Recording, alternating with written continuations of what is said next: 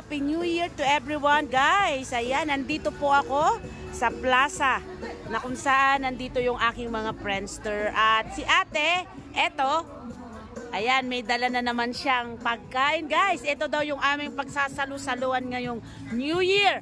At ang sarap ng kanyang mga dinala at hinahanda. Ayan, guys, so tilapia. Inihaw ba ito, no, te?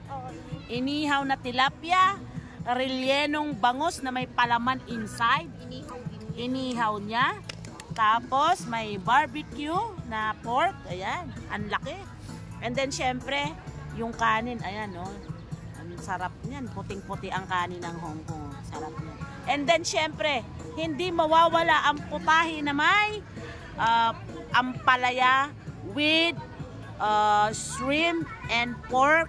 Ayan, guys, ang sarap ng pagkaluto ni ate, oh.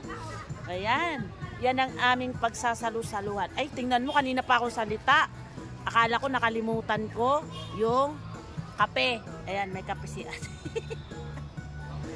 At syempre, di mawawala yung mga, ayan, syempre, pampagood luck, guys. Dahil, mamaya, ay bukas, ay mamayang alas 12 after 12, is 2024 na, guys. So, ayan. Simpleng handaan para sa simpleng tao. Diba? So, makikita nyo, guys, marami dito sa park, iba't ibang ayan, pangyayari. So, may mga bata naglalaro, ayan. May mga party na ginaganap, birthday party or syempre New Year's party.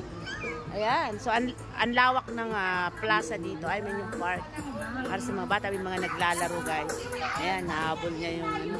So simpleng New Year celebration lang ng mga OFW tulad ko, guys. Nagsiselebrate kami ng napakasimple lang. Malayo man sa pamilya pero ang isip namin nasa pamilya talaga. Pero no choice kami kundi dito.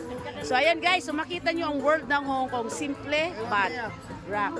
Ay, ayan pala. Akala ko di ko kilala yung nasa side. Kilala ko pala sila. Ayan. Ayan. May birthday. Andyan may paparating. Siya si Magdalena ng Hong Kong. Ang sexy naman. Grabe. Ay, nakita ko. Ngayon ko lang kayo nakita. Diba? Ayan. Balikan natin dito. Ayan, guys. Ang dami kong nakita. So, yun lang, guys.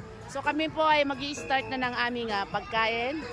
Okay. So, maraming salamat. And abangan nyo next ang aking vlog. So, bye-bye, guys. Thank you so much.